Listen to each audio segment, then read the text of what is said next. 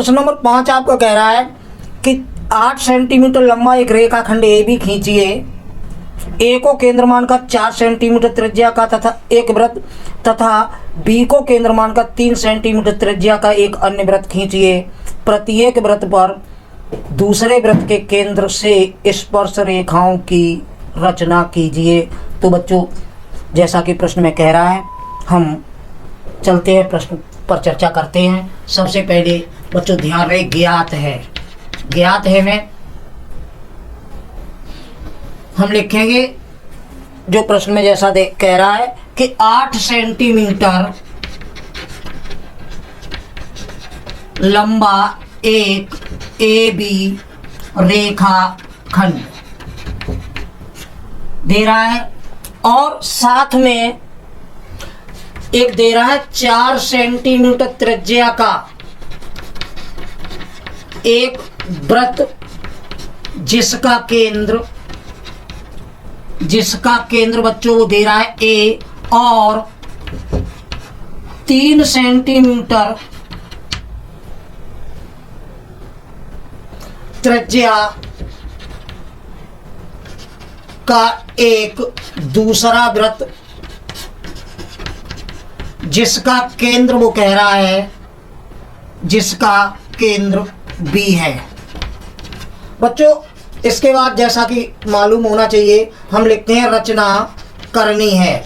तो बच्चों रचना करनी है में हम लिखेंगे दोनों वृत्तों के केंद्रों से एक दूसरे वृत्त की स्पर्श रेखाओं की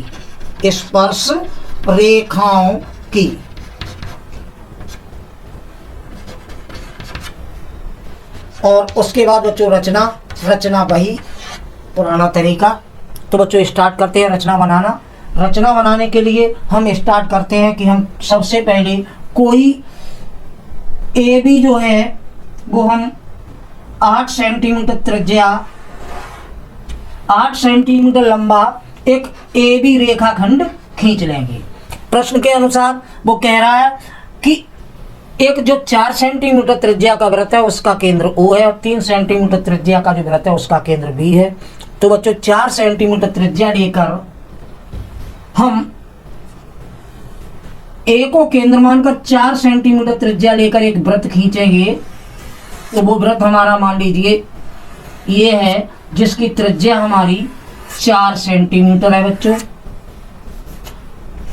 एक अन्य वृत्त जो है वो हम बी को केंद्र मानकर 3 सेंटीमीटर। बच्चों ध्यान रहे ये 8 है तो 4 जब ये है हमारी तो 3 करीबन 1 सेंटीमीटर बच रहेगी। तो हम उससे मतलब नहीं है, हम बी को केंद्र मानकर 3 सेंटीमीटर त्रिज्या से एक वृत्त खींचेंगे और मान लीजिए वो वृत्त हमारा ये हो गया है। तो इस प्रकार बच्चों दोनों वृत्त खिंच गए। हमें इन दोनों वृत्तों के केंद्रों से यानी कि इस केंद्र से इस वृत्त के स्पर्श रेखा खींचनी है और इस केंद्र से इस वृत्त के स्पर्श रेखा खींचनी है। तो बच्चों जब स्पर्श रेखा खींचनी है तो हम ए बी रेखा को समद्विभाजित करेंगे। तो बच्चों ए बी रेखा को समद्विभाजित करने का नियम वही है जो इससे पहले वाले प्रश्नों में हमने किया था। ए को केंद्र मानकर आधी से ज्यादा त्रिज्या लेकर हमने ये चाप लगाए।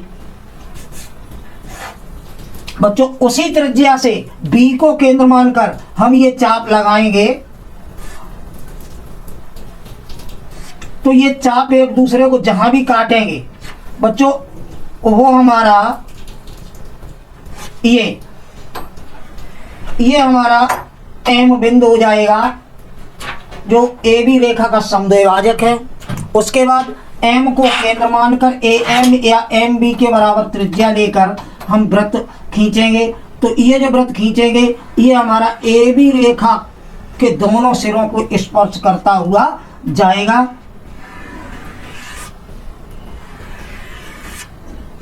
तो बच्चों इस प्रकार ये एक दूसरे को, ये मान लीजिए पी क्यू और आर एस बिंदु पर काटते हैं। तो बच्चों हम पी बी और बी क्यू को मिला देंगे तो ये तो हो जाएंगे केंद्र बी से 4 सेंटीमीटर वाली 4 सेंटीमीटर त्रिज्या वाले वृत्त की स्पर्श रेखा हो जाएगी। और जब हम आर ए और ए एस को मिलाएंगे तो ये केंद्र ए से 3 सेंटीमीटर त्रिज्या वाले वृत्त की स्पर्श रेखाएं हो जाएंगी। तो बच्चों अब जैसे जैसे हमने रचना में काम किया है उसी तरीके से हमें इसमें लिखना है। तो हम स्टार्ट करते हैं। जो सबसे पहले जो हमने लिखना शुरू की, रचना बनानी शुरू की थी वहाँ से, तो हमने सबसे पहले किया था कि 8 सेंटीमीटर लंबा ए बी रेखाखंड खींचा। बच्चों नंबर दो पर हमने ए को केंद्र मानकर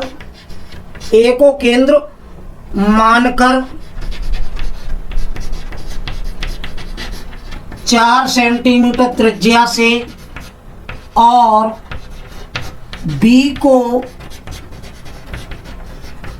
केंद्र मानकर 3 सेंटीमीटर त्रिज्या से वृत्त खींचे। इसके बाद बच्चों हमने ए बी रेखा को एम बिंदु पर समद्विभाजित किया था। तो समद्विभाजित किया। बच्चों जब हमने एम बिंदु पर समद्विभाजित किया उसके बाद हमने जो किया था कि एम को केंद्र मानकर ए एम या बी एम त्रिज्या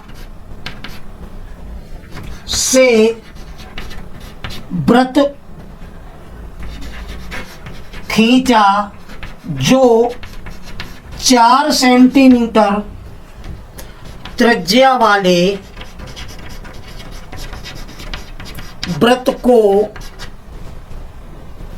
P और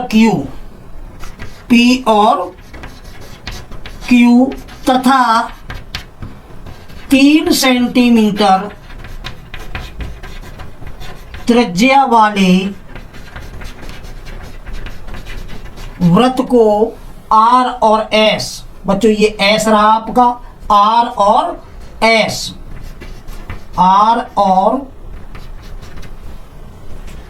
S बिंदु पर काटता है। बच्चों नंबर 5 में हमने बीपी और BQ तथा AR और AS को मिलाया था। तो बच्चों हम लिख देंगे कि BP, BQ और AR, AS को मिलाया। बच्चों लास्ट नंबर जो है वो आपका है BP, BQ और AR, AS अभीष्ट स्पर्शी रेखाएं हैं। तो बच्चों इस प्रकार आपने प्रश्न नंबर 5 देखा। बच्चों रचनाएं बिल्कुल सरल होती हैं, बस आपको करनी आती हों। यदि आप थोड़ा भी ध्यान से देखेंगे तो दावा करते हैं कि आप आने वाली परीक्षा में अच्छे अंक प्राप्त करेंगे। बच्चों इसी प्रकार प्रश्न नंबर 6 और 7 सेम ऐसे ही हैं। एक्सरसाइज तौर पर आप उन्हें हल करेंगे। यदि कोई समस्या है तो आप हमें कमेंट करेंगे, हम उसका सॉल्यूशन अवश्य भेजेंगे। बच्चों अगले वीडियो में हम बच्चों इसी के साथ प्रश्नावली 11.2 आपकी समाप्त होती है और रचनाएं भी आपकी समाप्त होती हैं। तो बच्चों इसके बाद हम अगले वीडियो में आपके लिए लेकर आएंगे वृत्तों से संबंधित क्षेत्रफल।